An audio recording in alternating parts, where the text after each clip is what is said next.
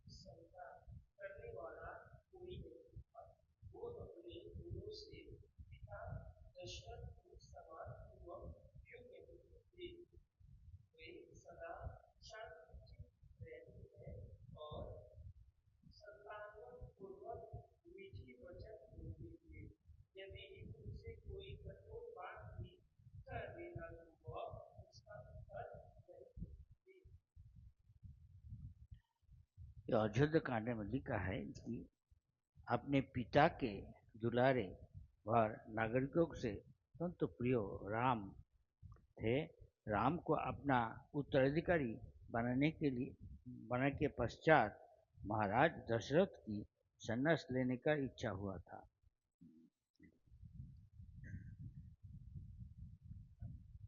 हाँ हाँ हाँ, आगे बोलो। महाराज दशरथ के मन में अनहोनी की आशंका, राम के राज्याभिषेक की तैयारियां, इस बारे में बोलो। तब मंथरा का बात आएगा उसके पहले।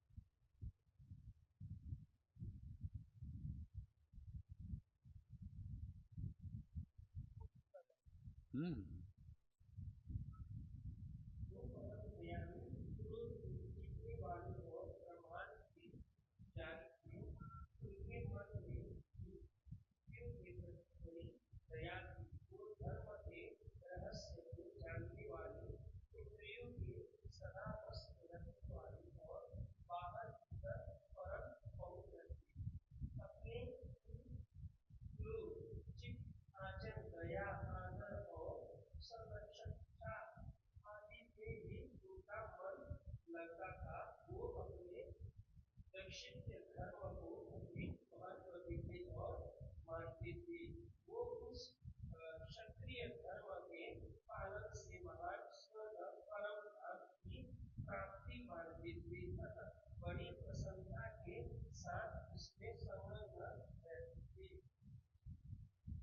तो महाराज दशरथ के मन में अनहोनी की आशंका, ये देखो लग रहा है 35 पृष्ठा।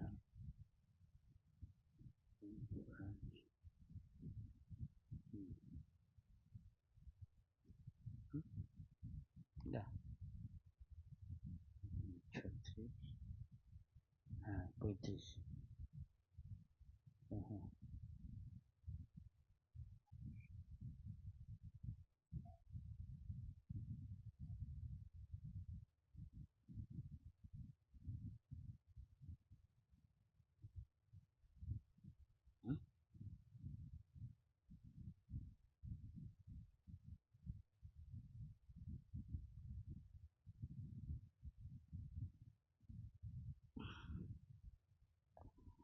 महाराज दशरथ ने यह घोषणा की, मैं अब बुरा हो गई हूँ, अतः मैं अब राज्यों के शासन का कार्यभार अपने ज्येष्ठ पुत्र राम को सौंपना चाहता हूँ। तो अतः अब राज्यों के शासन का कार्यभार अपने श्रेष्ठ पुत्र राम को सौंपना चाहता हूँ, जो अब 27 वर्ष के हो गए हैं। इस समय चैत्र का पवित्र माह चल रहा है और कल पुण्य की शुभ घड़ी आएगी, इसलिए आपकी अनुमति लेकर मैं राम को अपने उत्तराधिकारी के रूप में सिंहासन में आरूढ़ करने से संबोधित अनुष्ठान कल ही आरंभ करना चाहता हूँ। सभी पिता चाहता, राजा चाहता अपने बड़ा लड़का को सिंहासन में देखने। हम मारने का पहले जब बुरा हो जाता था दशरथ भी ऐसे किया। अच्छा जी, टाइम नष्ट मत कर। महाराज दशरथ ने अपने पुत्र को जमीन से उठाया, राम की स्नेहपूर्वक गले से लगाने का बाद महाराज बोले, प्रियो राम, मैं आप बूढ़ा और कमजोर हो गया हूँ, इसलिए मेरा विचार है कि अब मुझे राजकाज से संन्यास लेना चाहिए। मैंने सभी प्रकार के राजसी ऐसी आराम का भरपूर आनंद उठाना है। मैंने अनगणित यज्ञ कराए हैं और ब्राह्मणों को अपार दान दक्षिण दी है। प्रिय राम, तुम मेरे ज्येष्ठ और सबसे प्रिय पुत्र हो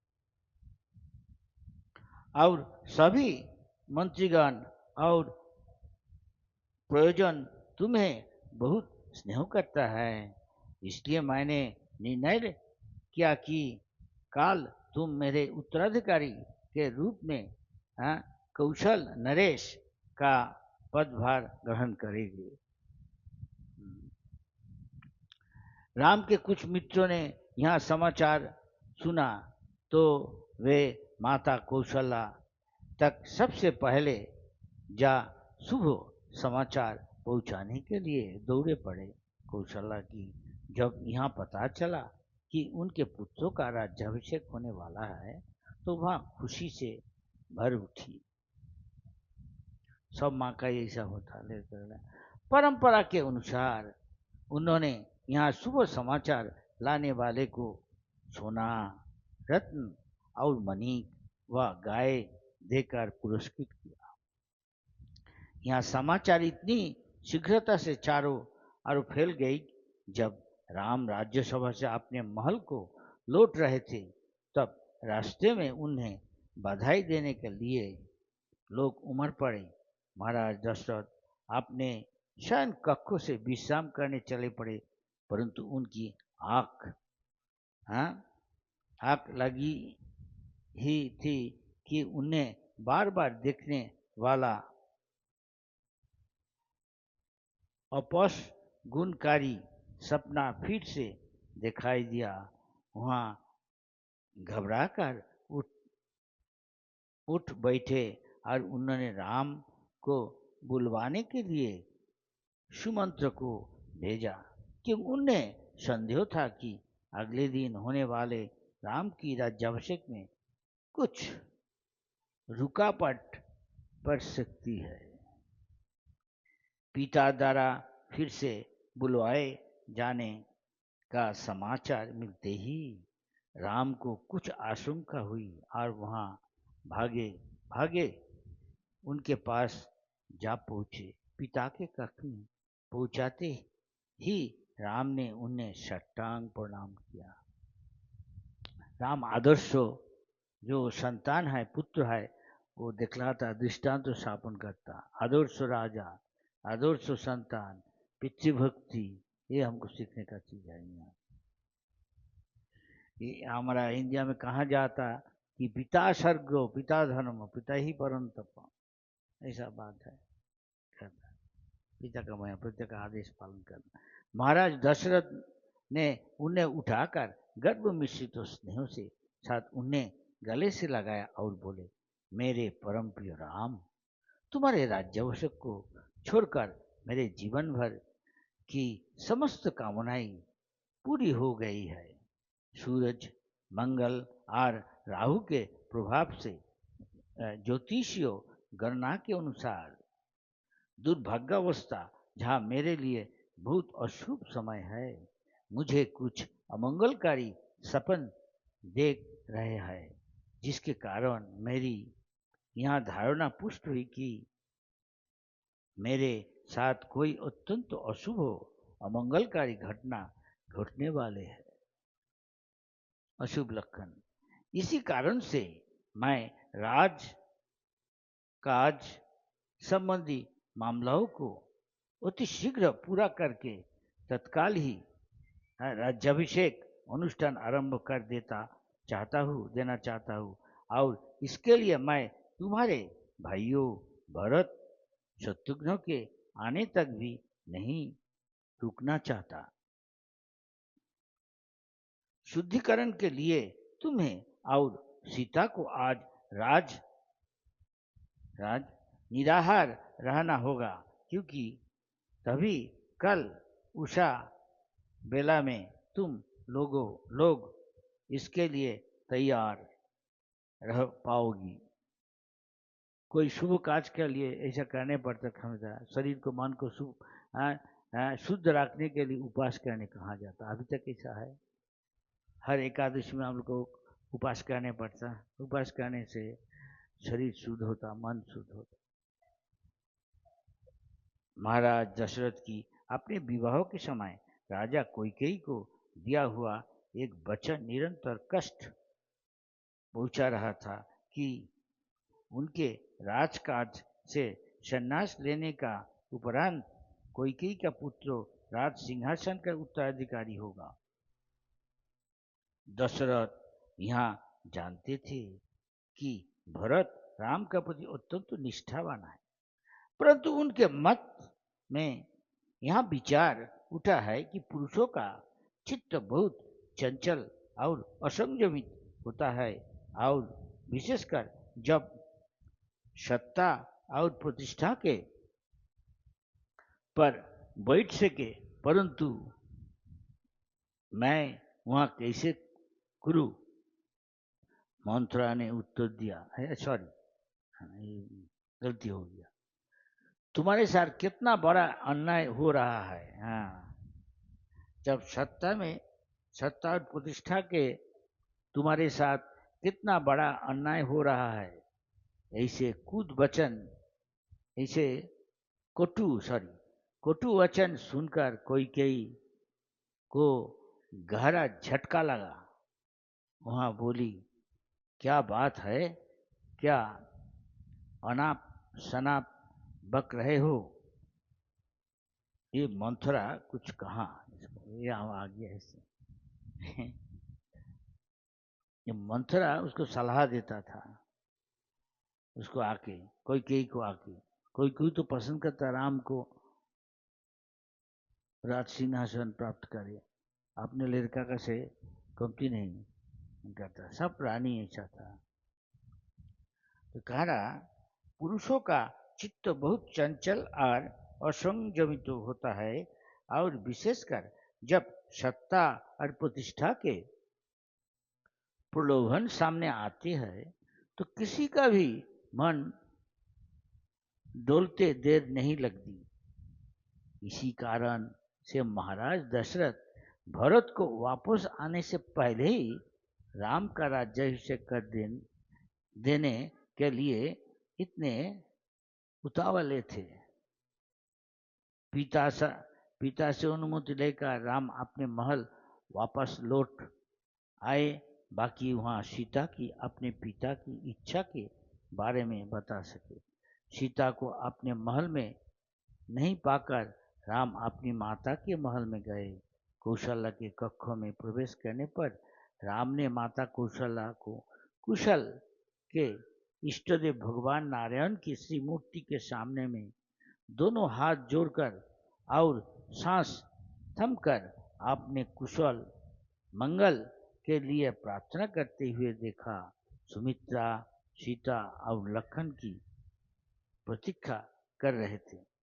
जब कौशल्या राम का स्वागत करने के लिए खड़ी हुई तो राम बोले, प्यारी माँ, पिताजी अगले कौशल नरेश के रूप में मेरा राज्याभिषेक करना चाहता है। वह काल उषा बेला में ही अनुष्ठान आरंभ कर दिए जाने के लिए बहुत उत्सुक है। इसलिए उन्होंने मुझे और सीता को आज रात निराहार रहने का कहाँ है। आंखों में प्रसन्नता के अश्रु लिए हुए कौशल्या बोली, यहाँ मेरा परम सौभाग्य है कि भगवान विष्णु को प्रसन्न करने के लिए मैंने जो तप किया वहां व्यर्थ नहीं हुआ। प्रिय पुत्रो, मेरे यही कामना है कि तुम दीर्घायु हो और सदा प्रसन्न रहो। सब माई निर्का को ऐसा कहा था। ये दिखा रहा कौशल, सीखना चाहिए। राम मुस्कुराते हुए लखन की ओर मुड़े और उनसे बोले, प्रिय लक्ष्मण, राज्य के शासन का उत्तरदायित्व तो निभाने के तुम्हें अवश्य ही मेरी सहायता करनी होगी, क्योंकि तुम मेरी आत्मा का ही एक अंश हो। राजसी ठाट बाट तो एक तरफ रहा, तुम्हारे बिना मैं सामान्य जीवन में भी प्रसन्न रहने की कल्पना तक नहीं कर सकता। इसके बाद सीता के साथ राम अपने महल को लौट गए। वह अत्यधिक प्रसन्न थे। महाराज दशरथ राज्याभिषेक के कुशल मंगल पूर्वक पूर्ण होने जाने के चाह में इतने व्यग्र थे कि उन्होंने राम की कुशल खेम का पता लगाने के लिए वशिष्ठ मुनि को भेजा। वशिष्ठ गुरु है उनका, फैमिली का। राम को जब वशिष्ठों ने आने की सूचना मिली तो वहां दौड़कर अपने महल से बाहर आए और रथ से नीचे उतरने में सहायता करने के लिए उन्होंने वशिष्ठ ऋषि का हाथ पकड़ा। कुल पुरोहित अभी तक ये है, हर घर घर में इंडिया में जो हिंदू लोग है उसका कुल पुरोहित होता। ये महाराज ये राज का कुल पुरोहित था ये वशिष्ठ। तो कुल पुरोहित होने के कारण वशिष्ठ ने राम की कुछ सुझाव दिए और शीघ्र ही वहां से चले गए महाराज दशरथ की महल की। और जाते हुए वशिष्ठ मुनि यहाँ देखकर मंत्रमुग्ध रह गए कि समस्त प्रजाजन अगले दिन का अनुष्ठान समारोह की प्रतीक्षा में दुल्हन सी साजी सड़कों पर एकत्रित हो गए थे। मार्गों की इत्र मिश्रित क्या है, नहीं हाँ, इत्र मिश्रित जल से धोकर उन पर फूल बिछा दिए थे गए थे। प्रत्येक घर दुकान में जगमग करते हुए रंगीन दीपक जल रहे थे, जिनके प्रकाश ने रात को दिन जैसा उजला बन दिया था। शोरगुल करते लोगों की भीड़ समुद्र की लहरों की तरह जान पड़ रही थी और अनगिनत हाथी, घोड़े व ऊंट इस विशाल जन समुद्र में तरते जलीय जीव प्रतीत हो रहे थे। भगवान नारायण की आराधना करने के लिए सीता और राम एक साथ बैठे और पूजा अर्चना संपन्न कर लेने के बाद वे कुश से बनी चटाइयों पर रात्रि विश्राम के लिए लेट गए। राम सूर्योदय से 3 घंटे पहले ही जाग गए और उन्होंने भगवान विष्णु की पूजा की और गायत्री मंत्र जप किया। ये दिखा रहा सब गृहस्थ को क्या करना चाहिए। जो ज्यादा तक नींद जाता, जब मान लो ये है क्या कहा जाता, ब्रह्म मुहूर्त है सूर्य उदय का 1.5 घंटा पहले लगभग, इसका पहले भी उठ गया राम, क्योंकि ये दृष्टांत स्थापन कर रहा, हमको शिक्षा दे रहा क्या करना चाहिए हमको। अभी आदमी तो इतना हाँ, 10 से 11 बजे तक नींद जाता नहीं चाहता। जो तो बोला चाय रेडी तब उठेगा। तो इसलिए कहा था खाले दोषे नहीं दे राजन। अभी कलिकाल आ गया, इसका बहुत दोष है। लेकिन औषधि है, एक महान गुण है, एक महान गुण है। क्या? कीर्तना देव कृष्ण से, राम नाम कृष्ण नाम करने से, उनका कीर्तन करने से मुक्त संग परम भजित, संसार से बंधन से हम मुक्त हो जा नहीं सकता। संसार में रह के भी आप मुक्त हो जाने से सबको भक्त बना दीजिए। लड़का लड़की पति पत्नी एक साथ बैठ के हरि नाम राम नाम कीजिए। यही चैतन्य महाप्रभु बताया। कलियुग का जो प्रभाव है उससे आप तो मुक्त रहेगा। जैसा पानी, जैसा कमल का पत्र पानी को साथ रहता, लेकिन पानी को डाल दीजिए लेकिन रहेगा। पत्र में, कमल का पत्र में उसका कोई प्रभाव रहता है, गीला रहता नहीं है। इस तरह संसार में रहना चाहिए। यही भौतिक जगत में इसका जैसे ना प्रभाव पड़े, आपको जीवन के ऐसे डालना चाहिए। राम दिखा रहा, सीता मैया दिखा रहा, लखन दिखा रहा, क्या कि ऐसे डालना चाहिए। हर मुहूर्त में जो कुछ करे वो शास्त्र में लिखा है। साधु शास्त्र गुरु, शास्त्र मतलब भगवान से अभिन्न, नारायण से अभिन्न। शास्त्र में जो कुछ लिखा है, मान लो नारायण का बात है, राम जी कृष्ण जी बोला वो बात है, तो एकदम निर्भुल है, होगा ही होगा। शास्त्र का मान के चलता साधु और गुरु, इसलिए गुरु साधु को मानने से शास्त्र को माना हो जाता। इसलिए देखना चाहिए शास्त्र क्या बोला, क्या करना चाहिए। जब कोई निर्णय लेता हमको देखना चाहिए साधु शास्त्र गुरु।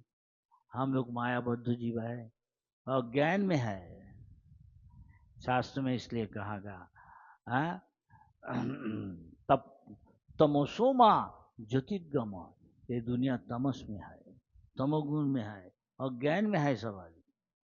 ज्योतिर्गम यहाँ प्रकाश है, वहाँ हमको जाना चाहिए,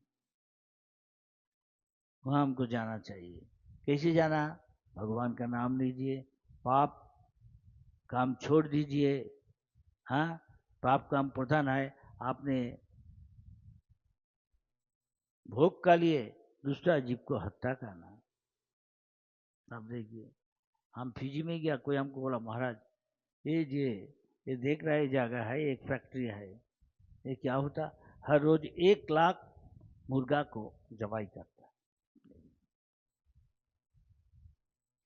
ऐसा कसाई खाना है, गौआ को एक एक दिन 10,000 गौआ को जबाई करता, एक एक कसाई खाना।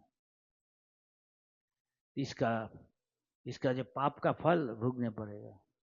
तो इसलिए जो पाप काम छोड़ दिया अपने तृप्ति का लिए, हाँ, दूसरा जीव को हत्या नहीं करता, जो नेशा नहीं करता, अवैध संग वर्जित त्याग दिया और जुआ खेलता नहीं, वो पाप से मुक्त है।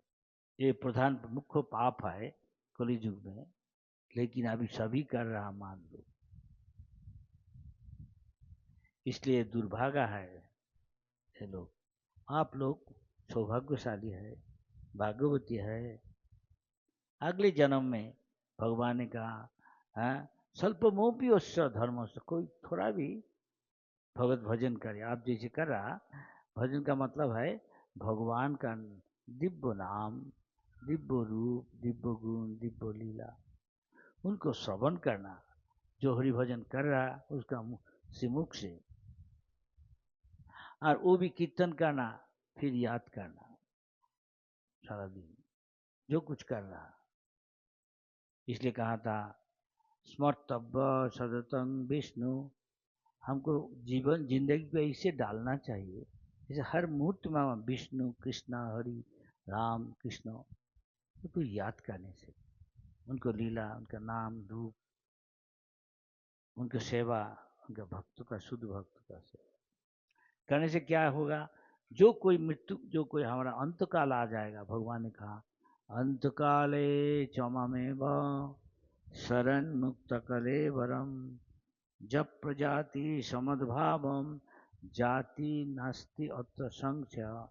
इसमें कोई संशय नहीं। जो अपने अंतकाल में मृत्यु का समय, देह छोड़ने का टाइम, भगवान को याद करें। कौन याद कर नहीं सकता? जो जिंदगी को ऐसे डाला, जैसे बार बार भगवान को स्मरण करते करते या आदत होने से, हाँ, ऐसे ही याद आ जाता भगवान का। मान लो राधा कृष्ण, सीताराम, उसका चरण, हाँ, उनका सेवा, उनका लीला, निश्चित आप उनको पास चला जाएगा। अगर सीताराम को याद करे, निश्चित मरने का बाद जहाँ आसक्ति, सीता माई, रामचंद्र, अयोध्या, जो भगवत धाम अयोध्या है, वहाँ जाएगा। कोई अयोध्या से अभिन्न है, ये दुनिया में अयोध्या है। देखिए अभी राम लाला का मूर्ति स्थापन कर नया मंदिर बना दिया, कितना दिया। इस तरह वृंदावन में है, हाँ, कृष्ण जी का जन्म स्थान है। हाँ, वहाँ बहुत कृष्ण जी का मंदिर है, राधा कृष्ण और बहुत।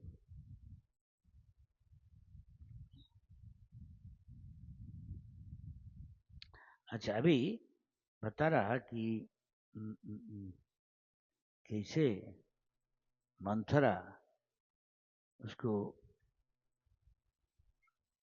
माँ कोई की मंथरा को, मंथरा कैसे कोई कोई को कुमंत्रणा दिया, उसको ईर्षा, एक कौशल्या और राम का बुद्धि बढ़ा दिया। पहले नहीं था ऐसा। इसलिए कहा जाता तथा दुस्संगम परित्यज्य, हमेशा दुस्संग त्याग करना चाहिए। इसलिए कहा गया असत्संग त्याग, एक वैष्णव आचार। आप वैष्णव बनने चाहता, राम जी का भक्त बनने चाहता, नारायण विष्णु हरि कृष्ण का, पहले दुस्संग, जो अभक्त है, राम जी का भक्त नहीं, उसको संगत नहीं करना, त्याग देना। गुड मॉर्निंग, गुड मॉर्निंग, बस हो गया, राम राम। ये व्यावहारिक प्रैक्टिकल उदाहरण है। हम हर रोज जाता है इधर उधर बाजार में, कोई दोस्त को देख रहा, अग्रवाल जी अच्छा है, राम राम, गुड मॉर्निंग, बस इतना तक।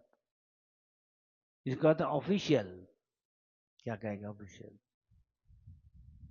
ऑफिशियल संपर्क को रखना, लेकिन जो भक्त है उसके साथ हार्दिक संपर्क रखना चाहिए।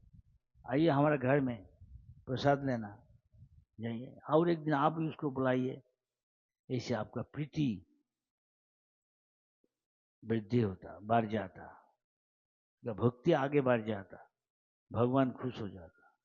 लेकिन बाहर का आदमी जो भक्त तो नहीं है, राम भक्त, कृष्ण भक्त, विष्णु भक्त, नारायण भक्त, ऑफिशियल, राम राम भाई साहब, बस फिनिश। इससे ज्यादा नहीं, ज्यादा हार्दिक आंतरिक घनिष्ठता नहीं करना चाहिए, तो भक्ति नष्ट होगा। क्योंकि दुष्संग त्याग देना चाहिए, सत्संग करना चाहिए, भक्त संग का, जिसका सत्संग करेगा वैसे आप बनेगा। इसलिए भगवद गीता में भगवान स्वयं कृष्ण ने कहा, हाँ, कहा कि संगत संग जायते कामो, जैसा संग करेगा वैसे कामना वासना होगा। जो भौतिकतावादी आदमी है, ये दुनिया को भोग करने चाहता, उसके साथ अब संगत करे तो क्या फल होगा? वैसा ही उसको माफी भौतिक वासना होगा। और अच्छा गाड़ी, अच्छा बाड़ी, और धन, फिर इधर ही आने पड़ेगा। और जो भक्त है, जो धन है, तो बाड़ी गाड़ी और सब भगवान को सेवा में लगा देता। भगवान उसको जितना उचित उतना धन दौलत सब कुछ दे देता। लेकिन जो भोगी बन जाता, भक्त नहीं है, भगवान उसको चाहता फिर भक्त होने के लिए, भगवान सब छीन लेता, तो भगवान को शरणागत हो जाता। इसलिए भगवान ने कहा जस्सा हम अनुगिनामी, जिसका हम कृपा करने चाहता उसे सब कुछ छीन लेता। वो भोग भी करने चाहता, भक्ति को भी, भक्तों भी करने चाहता, भक्त भी होने चाहता नहीं। दोनों एक हो नहीं होने सकता। हमें दुनिया को भोग करना चाहता है, दुनिया में आने पड़ेगा। भगवान बता दिया ये दुनिया दुखालयम है, यहाँ जन्म है, मृत्यु है, रोग शोक जरा व्याधि। ये 2 दिन के लिए इधर हम लोग आया, कब चला जाएगा कोई। इसलिए शंकराचार्य ने कहा तो वो कांता तुम्हारे इतना प्यारे है, तुम आसक्त है तुम्हारा पत्नी में। कौन पत्नी? कस्ते पुत्र, तुम्हारे पुत्र है बहुत प्यारे। कौन तुम्हारा पुत्र है? आज है कल तुम कहाँ चला जाएगा, तुम्हारे कर्मों का अनुसार। इसलिए इसमें आसक्ति नहीं डालना चाहिए। जो बुद्धिमान है अपने पत्नी पति बाल बच्चा में आसक्ति डालना चाहिए। हरि चरण में, सीताराम का चरण में, राधा कृष्ण का चरण में, तब अच्छा है। कि 2 दिन का संपर्क है, अनित्य है, अनित्य में आसक्ति ये दुखप्रद है, दुख दिलाता। भगवान कहा मांग अप्राप्य दुखालयम अशाश्वतम, ये दुनिया दुखालय है, जन्म है निश्चित मृत्यु होगा उसका। हम चाहता हमारा पति के साथ हम रहेगा नित्य काल, वो होने वाला नहीं है। सब इधर 2 दिन के लिए आता, अचानक भगवान उसको हटा देता है वहां से। हमको ये चीज याद करता है, हम सुखे रहेगा, भोग करेगा, पति पत्नी बाल बच्चा की पोता पोती जितना हो और सुख में रहेगा, और रहने वाला नहीं। भगवान एक एक को जो जैसा किया काम उसको छीन लेगा। भगवान का पहला हमको पता नहीं है, इसलिए भगवान को जो इच्छा है उसके अनुसार हम चले, उसके शरणागत होके, तो हमारा कल्याण हो जाता। यहाँ भी सुख में रहेगा, अगले जन्म भी सुख में रहेगा। जिसे कहा था वैकुंठ विगत कुंठ। जो कोई हरि नाम कर रहा है, राम नाम कर रहा, पहले करने का पहले आपको बहुत दुश्चिंता था, बहुत समस्या था, लेकिन अभी हरि भजन करने से हरि सब हरण कर लेता। क्या हरण कर? जो कुछ दुख है, क्लेश है, हाँ? अमंगल है, सब हरण कर ले और जीवन को मंगलमय कर दे। देखिए हमारा भक्त है, पहले जब भक्ति करने का पहले उसका फोटो अगर देखे तो देखेगा कैसे शकल को क्या दिखाता, दुखी है, विषन्न है। लेकिन अभी क्या हो गया? विषन्न से प्रसन्न हो गया। अभी हम रास्ता चाह सबका आदमी तो मुख देखता को बहुत क्लेश है मन में, बहुत दुश्चिंता, लेकिन भक्तों मुख उज्जवल दिखाता। ये 3 बजे तक क्यों कभी नहीं सज्जा त्याग देगा रात को 3 बजे। अरे 3 बजे हाँ सज्जा त्याग। हम नींद को उपभोग करने चाहता। छोटा कुंभकर्ण मान लो, ऐसा है और कुछ नहीं। तो कुंभकर्ण क्या चाह? राक्षस। अब राक्षस बनने चाहता, मांस खाता, खून पीता। लेकिन भक्त ऐसा नहीं, इसलिए विष्णु भक्तों को लिए उसको रक्षा करता। मुक्ति प्रदा, इसलिए शिव जी महान भक्त शिव जी ने कहा मुक्ति प्रदाता सर्वेशाम विष्णुरेव न संशय। जो राम जी कहा जो हमारा चरण में आश्रय लेगा निश्चित उसको हम रक्षा करें, जितना वो वो बड़ा राक्षस हो कि असुर हो, शरणागत हो जाता।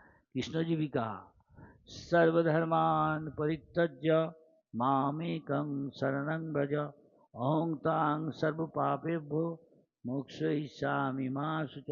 तुम लाख लाख जिंदगी में जितना पाप कर्म करके आया उसका फल भोगने पड़ेगा, लेकिन तुम हरि नाम करो, अभी पाप काम छोड़ दो, केवल प्रसाद लो, भगवान का सेवा करो, सब पाप से हम मुक्त कर दे रहा, चिंता मत करो।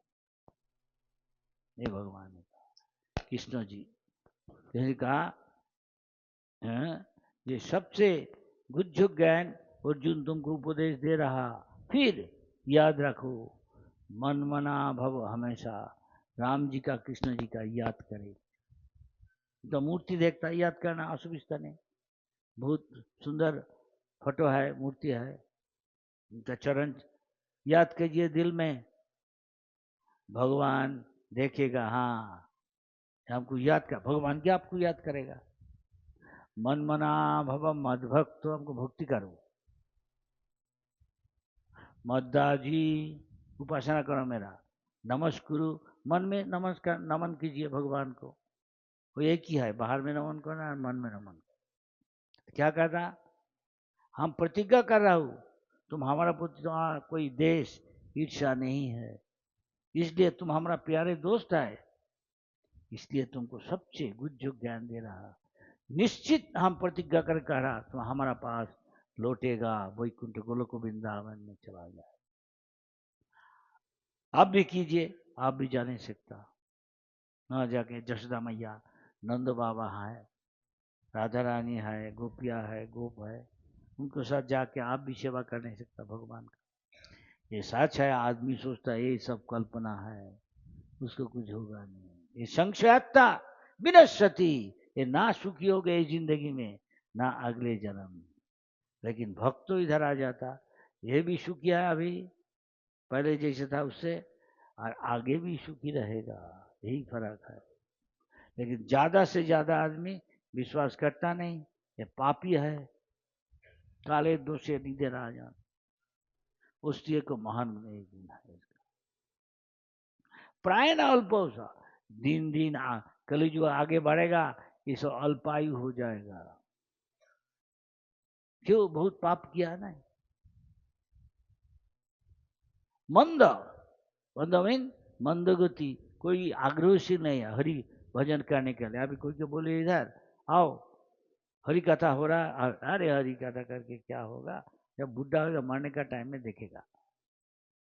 अभी तो देखो बहुत पत्रिका है, ये सिनेमा का ही है, हम कहने चाहता नहीं एक देश में हम क्या मुस्लिम मुस्लिम देश में हमको कह रहा, महाराज आप इंडिया से आया, हाँ आप भजन करो, हरि भजन, पहचानता कृष्ण जी को, हाँ हाँ हमारा प्रधानमंत्री कृष्ण जी के बारे में था, ठीक है, और क्या जानता। तो बोला महाराज आप इंडिया से आ रहा, इंडिया का फेमस बहुत व्यक्ति है, पहचानता, बोलिए, टॉप सिनेमा स्टार, पहचानता, ये मुस्लिम है, कौन है, हम कभी सुना नहीं, क्या आप सुना नहीं, पहचानता इसको, कौन, शाहरुख खान, कौन शाहरुख खान, अरे आप इंडियन है शाहरुख खान को पहचानता नहीं, हम विश्वास करता नहीं, हम कृष्ण को पहचानने का कोशिश कर रहा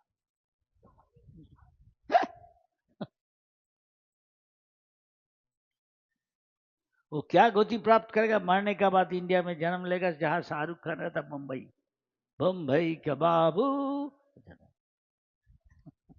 ये गाना है, लेकिन ये गंभीरता से लेने का चीज है, आपको लिए हमारा के लिए, जैसा भावना वैसा गति होगा।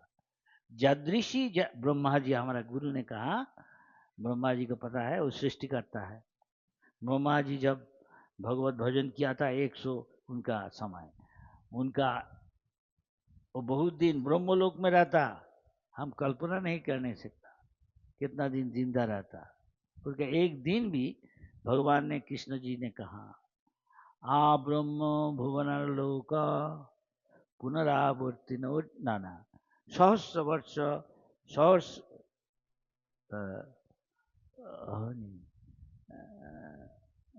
अर्हस, क्या है अर्हस, ब्रह्मणो विदु, क्या श्लोक है, हर्ष ब्रह्मणो विदु, इसका मतलब है, एक श्लोक है गीता में बताता, हमको याद नहीं पूरा, हाँ पहले सूचना याद नहीं, पीछे वाला आता याद है, और हर्ष ब्रह्मणो विदु ऐसा कहा, हाँ सहस्र वर्ष, सहस्र याद आता है थोड़ा। तो इसमें कहा जाता, भगवान कृष्ण ने कहा हमारा कलियुग 4,32,000 बरस नहीं, इससे ज्यादा ये पहले युग पीछे का जो था उसका नाम है दापर युग, मान लो 8 लाख कुछ ऐसा कुछ होगा, और 12 लाख त्रेता युग कितना होगा 12 लाख, और 20 लाख ऐसा तो ये सत्ययुग था। वो आदमी, वहाँ का आदमी लोग बहुत धार्मिक थे, धीरे धीरे उसको पतन होने लगा। तो जितना धार्मिक ज़्यादा तो ज़्यादा जिंदा रहता, वो टाइम में 100,000 साल जिंदा रहता। तो ब्रह्मा जी का कह रहा जो ब्रह्मलोक में वो अलग है हमारा से टाइम, हमारा दुनिया का टाइम। देवलोक में हमारा 6 महीना में उनको आधा दिन होता, 12 घंटा एक दिन का। देवलोक में जहाँ इंद्र है, इंद्र चंद्र अग्नि सब रहता, अमरावती।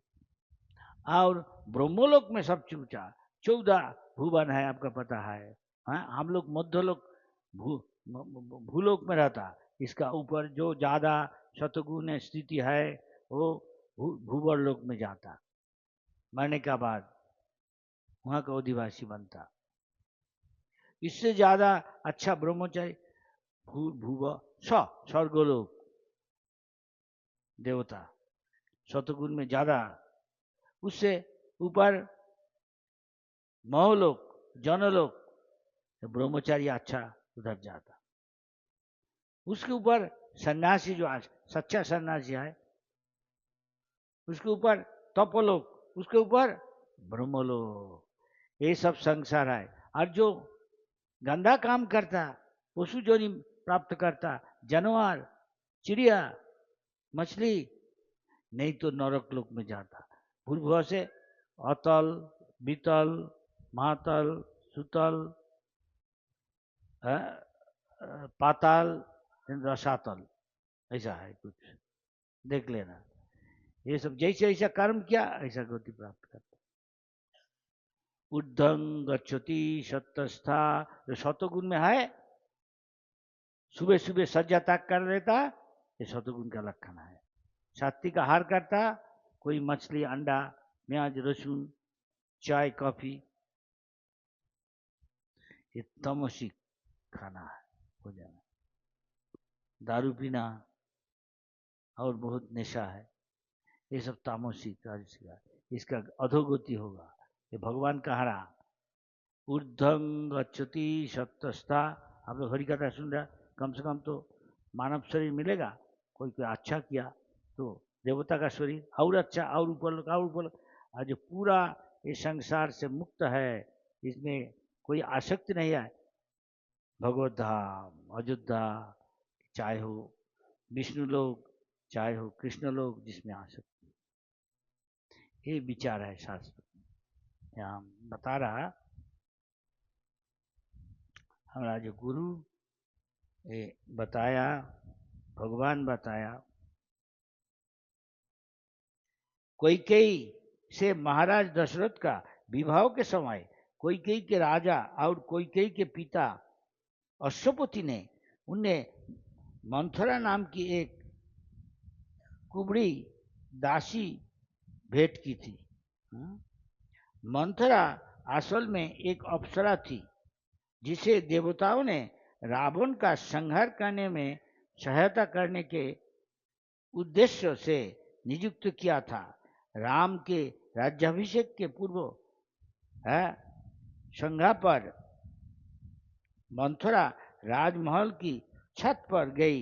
वहां से उसने पूरे नगर को दुल्हन की भांति सजे हुए और विशाल उन समुदाय को उत्सव मानने जैसे उत्साह से भरा हुए देखा। यहाँ देखकर आश्चर्यचकित मंत्रा ने अपने पास खड़ी राम की धाय से पूछा, इतनी चहल महल वाला ऐसा कौन सा विशाल आयोजन हो रहा है? कौशल्या इतनी खुश क्यों है कि दोनों हाथों से ब्राह्मण को दान दक्षिणा दे रही है?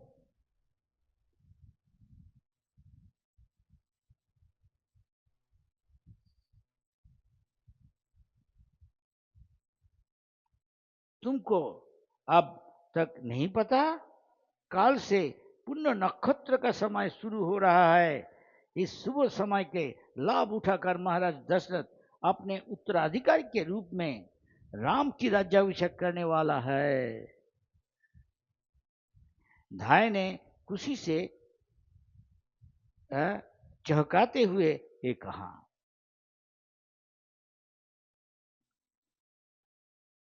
इस अनपेक्षित समाचार ने मंथरा से ईर्ष्यालु हृदय को गहराई तक वेध दिया।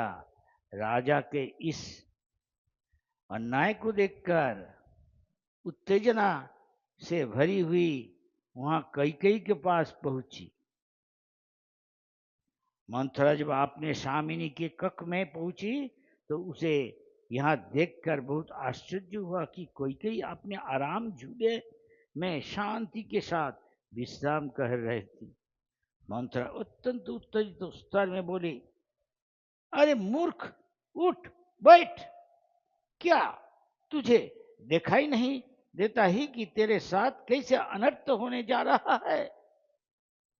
क्या तुम अपने पति को मीठी मीठी बातों से फंसकर यहां भी नहीं समझ पा रही ही कि तुम्हारी आंखों से सामने तुम्हारे साथ कितना बड़ा अन्याय हो रहा है? इसे कटु वचन सुनकर कैकेयी को गहरा झटका लगा। वो बोली, क्या बात है?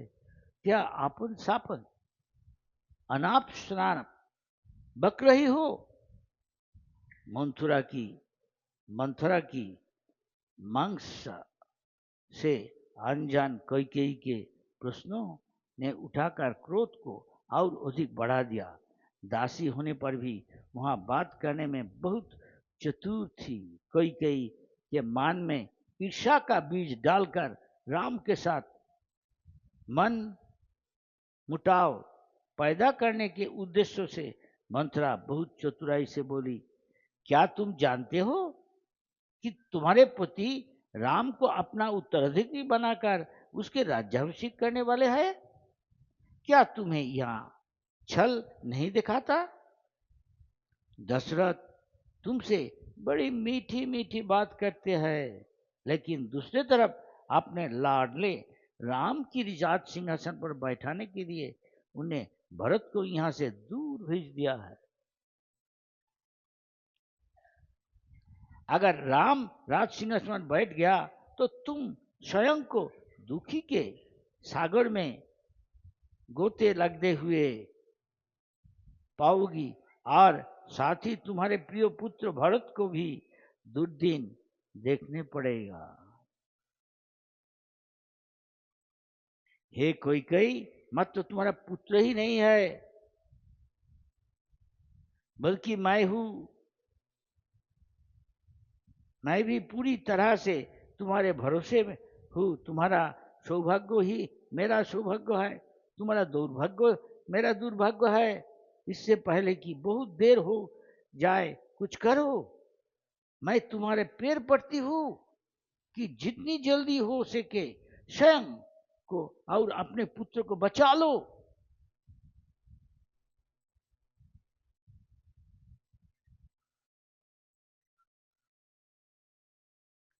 कैकेयी हक्का बक्का रहा गई थी।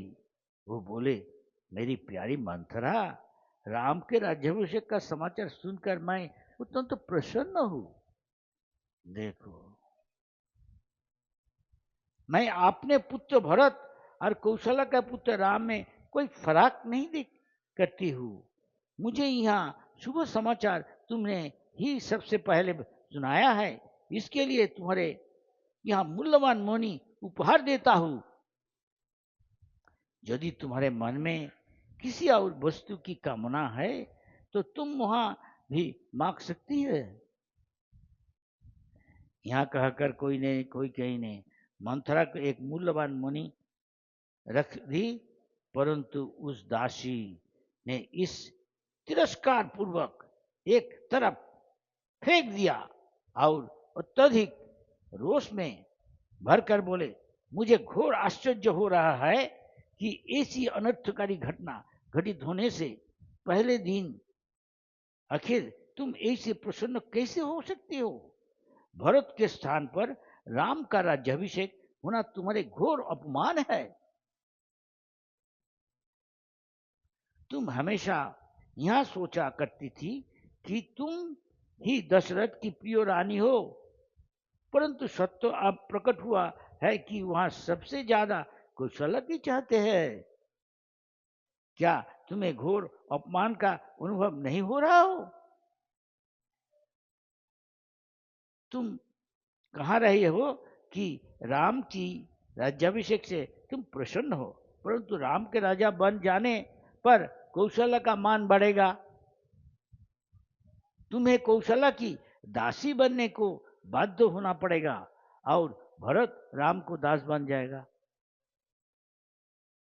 मंथरा ने कैकेयी के सामने जो भयावह तस्वीर खींची थी उससे रुष्ट होकर वो बोली, अरे मंथरा, तुम आखिर ऐसा बातें सोच भी कैसे सकते हो? राम सभी व्यक्तियों से सबसे उदार हृदय है और वहाँ सद्गुणों की खान है। वहाँ सबसे श्रेष्ठ राजकुमार है, इसलिए मेरे पति के बाद राजा बनने का अधिकार उसी का ही है। प्रसन्नता पूर्वक भरत को राजकाज सौंप देगा वो राम के इरादों के बारे में मुझे तनिक भी शंका नहीं, क्योंकि वहां अपनी माता से अधिक लगनपूर्वक मेरी सेवा करता है। मैं राम को अपने पुत्रों से अधिक प्रतापी मानता हूँ। सिंहासन पर चाहे राम बैठे या फिर भरत, कोई फर्क पड़ता है? राम अपने सभी भाइयों को अपने से बढ़कर चाहता है। तो ऐसे बोल के तो पीछे क्या हुआ तो हम संक्षेप में बता रहा।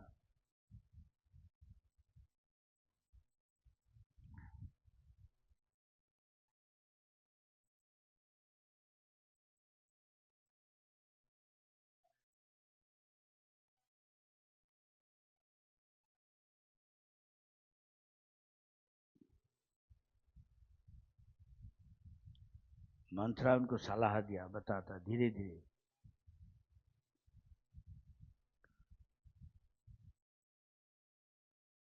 मंथरा ने बोला, मंथरा कहता क्या बातचीत हुआ, थोड़ा पढ़ रहा था। कितना टाइम है? 7:31, 6:31 और आधा घंटा 15 मिनट है।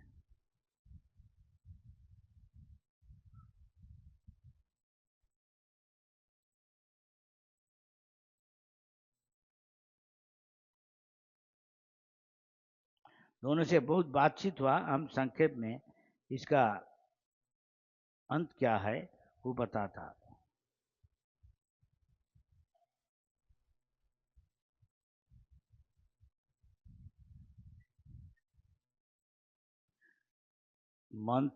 मंथरा कहा कि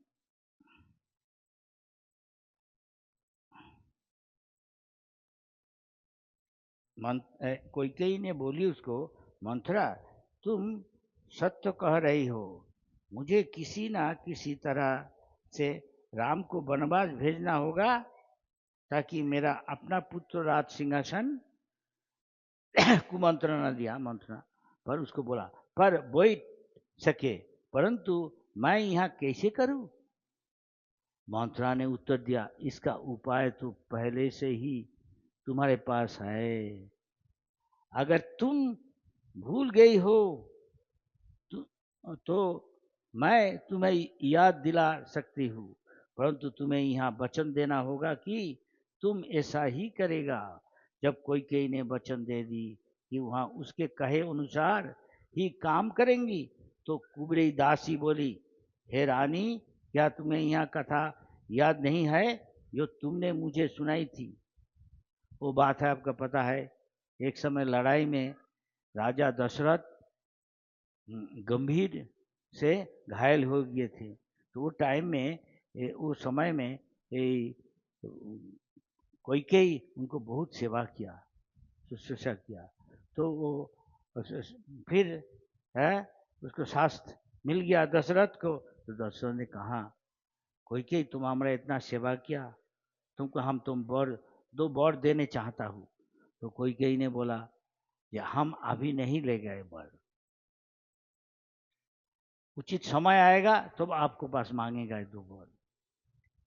ये मंत्रा ने याद करा दिया, देखा था। कैकेयी अब उन दोनों वरदानों के मांगने का समय आ गया है। पहले वरदान से तुम अपने पुत्र को राजा बनने का कहना। मंत्रा उसको सलाह दे रहा, मंत्रणा दे रहा, दुष्मंत्र। दूसरे वरदान में तुम राम के लिए 14 बरस का वनवास मांगना। राम के यहाँ नहीं रहने से भरत को प्रजा में अपनी लोकप्रियता की शख्स जमा लेने का एक अच्छा अवसर मिल जाएगा। ऐसा ही हो जाने पर अयोध्या के एक न्यायप्रिय शासक के रूप में सिंहासन का भरत दावा पक्का हो जाएगा।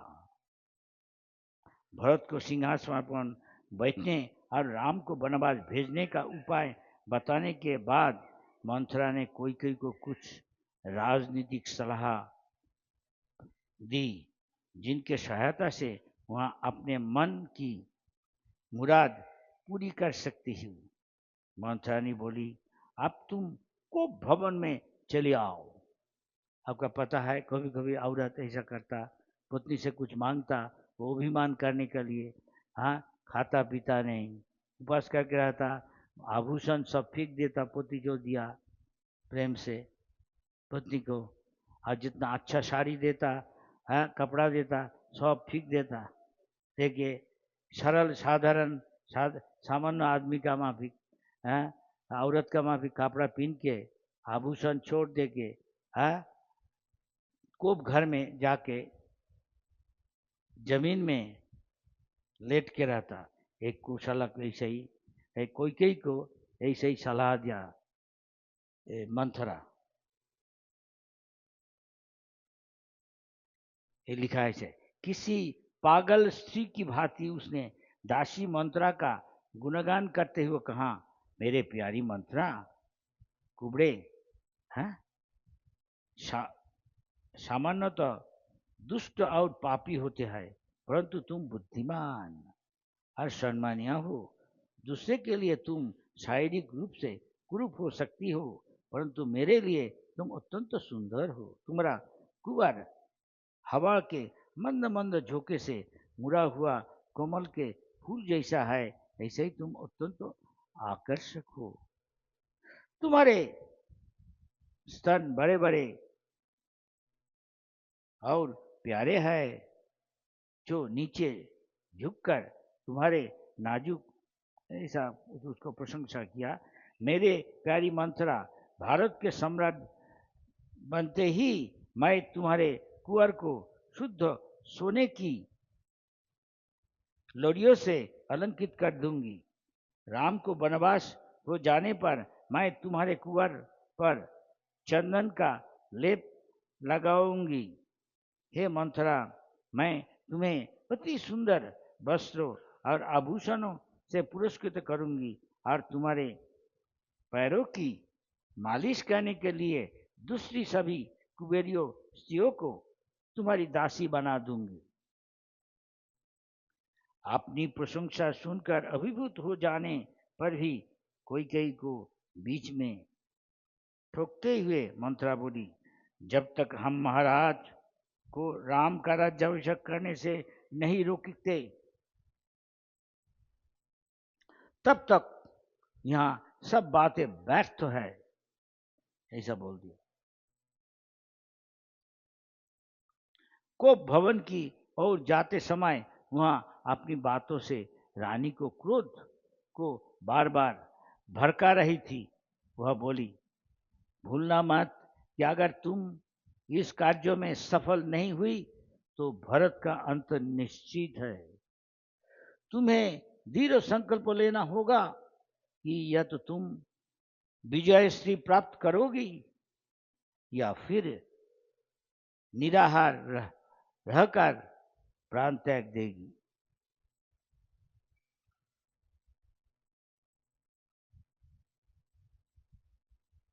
कोई कोई को आसपास ही जानकर ये महाराज दशरथ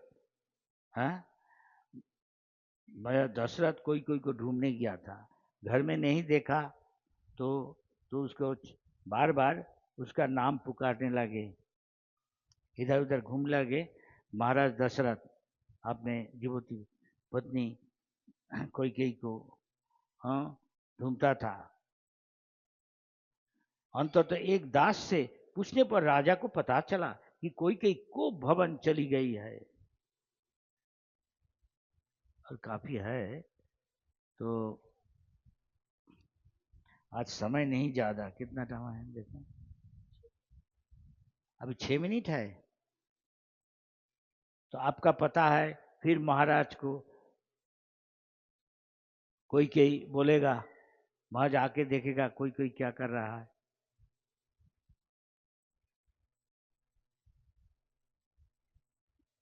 राजा उसका प्रसन्नता का लिए कैकेयी का प्रसन्नता का बहुत मीठा बात बोला, लेकिन कैकेयी क्या कहा आपको पता है, कुछ बताता। बहुत मधुर बात बहुत बोला अपने पत्नी को तुष्ट करने के लिए, लेकिन कैकेयी क्या कहा, हे प्राणनाथ, आपको याद है कि किस प्रकार असुरों के साथ युद्ध करते हुए एक बार आप गंभीर रूप से घायल होकर रणक्षेत्र से मित्र में मृत्यु का प्रतीक्षा कर रहे थे। मैंने आपकी सेवा शुश्रूषा करके आपको प्राण रक्षा की थी और आपने मेरा आभार प्रकट करते हुए 2 वरदान मांगने की कहा था। हे उदार हृदय सम्राट, आज मैं आपसे वो वरदान 2 वरदान मांगता हूँ। या तो आप मुझे ये दोनों वरदान दे, अन्यथा मैं दुख में आपने का कार्यभार लेने से माना कर देगा। जरा सोचो, यदि तुम मुझे यहाँ अक्षम कार्य करने का लिए बाध्य करेगी तो लोग मेरे बारे में क्या सोचेंगे। लोग मेरे खल्ली उड़ाते हुए कहेंगे कि यहाँ है वहाँ राजा दशरथ कहना, जो अपनी पत्नी पर इतना रोज गया था कि उसने अपने प्राणप्रिय पुत्र का वनवास कर दिया। कैकेयी, क्या तुम्हें नहीं लगता है कि ऐसे काम करके स्वयं तुम्हें भी कोई प्रसन्नता नहीं मिलेगी।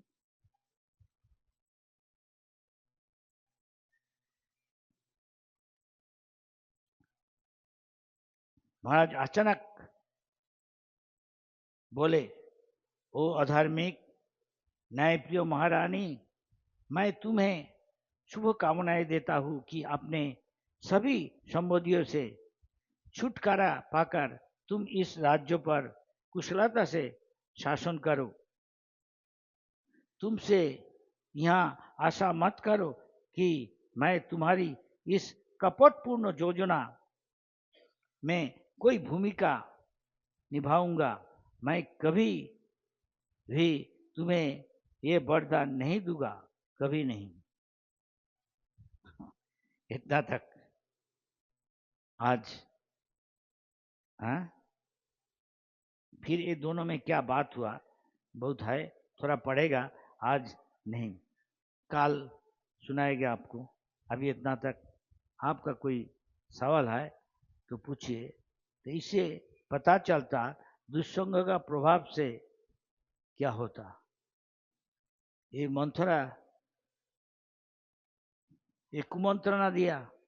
पहले अच्छा था, कोई कही इसको भड़का दिया ना, क्या क्या कहेगा हिंदी में, हाँ, इसको भड़का दिया मंथरा। इसलिए हमेशा सत्संग करना चाहिए। राम जी का सीता जी का संगत कैसे होगा, आप ये पढ़ के सुन के याद करके, सीता जी का राम जी का संगत हो जाएगा। सीता जी असल आदर्श सत्य है, स्त्री है, और राम जी है आदर्श स्वामी है। राम जी चाहता तो हजारों सीता सृष्टि करके शादी कर नहीं सकता, क्या नहीं, पत्नी को चुरा करके ले गया, इसे शिक्षा है यही। कोई बाहर जाता, राम जी को शिक्षा है उसको पत्नी को नहीं ले जाना चाहिए साथ, संकट होने सकता, ये शिक्षा। निष्कर्ष प्रभुपाद ने बताया, इसलिए आपको बताया। इसलिए प्रभुपाद ये अपनी टीकाओं में भगवान रामचंद्र की पृथ्वी पर अवतार लेने के उद्देश्यों की बहुत सुंदर चर्चा की ही। यहाँ पर कुछ अंश प्रस्तुत है। ये कह रहा इस श्लोक में स्त्री संगी नाम गति इति संकेत करता है कि स्त्रियों से आसक्त रहने वाले व्यक्ति को दशा ऐसे ही होती है जैसे कि भगवान ने स्वयं अपनी दशा दर्शाई थी। नैतिक सूत्रों के अनुसार गृहे नानी विवर्जयेत, ये बहुत सरल संस्कृत है। गृह नारी को रख जाना चाहिए, स्त्री को बाहर नहीं लेना चाहिए। अर्थात भ्रमण पर जाते समय व्यक्ति को अपनी पत्नी को साथ नहीं ले जाना चाहिए। अतीत में लोग बिना वाहनों के भ्रमण करते थे, परंतु अब भी जहां तक संभव हो घर से बाहर जाने पर व्यक्ति को अपने साथ अपनी पत्नी को नहीं ले जाना चाहिए। वो तो जाने चाहेगा ही, अभी जमाना ऐसा आ गया। विशेषकर यदि उस व्यक्ति को दशा भगवान रामचंद्र के समान हो, जिन्हें उनके पिता के आदेश से वनवास जाना पड़ा था, चाहे वन में ही हो फिर घर में भी।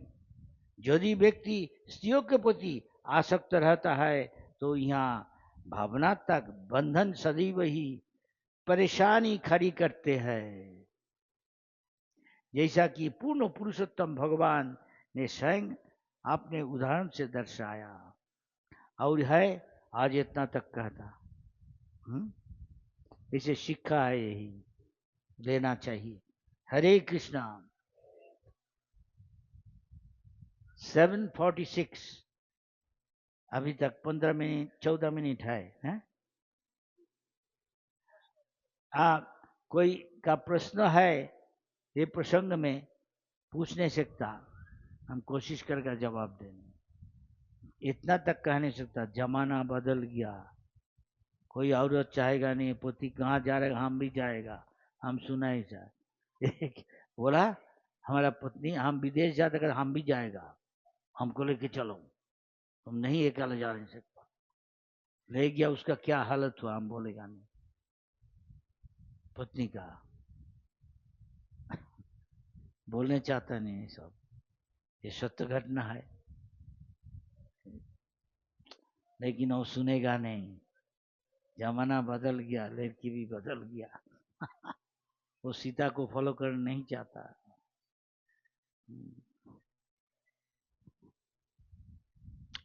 बोलिए।